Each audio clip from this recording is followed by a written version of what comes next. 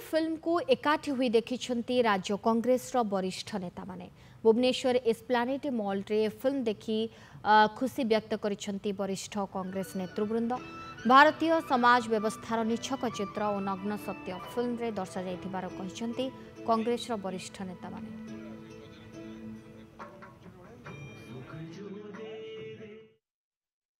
एक चर्चित चलचित्र जो चलचित्र देखा समाजर सबु श्रेणी लोक विशेष करी युवा और छात्र मान भितर प्रबल आग्रह एवं से माने समस्ते देखापी आग्रह प्रकाश करिसेंती। कारण ये बर्तमान समाज बर्तमान से भली चलचित्र सामाजिक परिवर्तन से भली चलचित्र आवश्यकता अच्छी।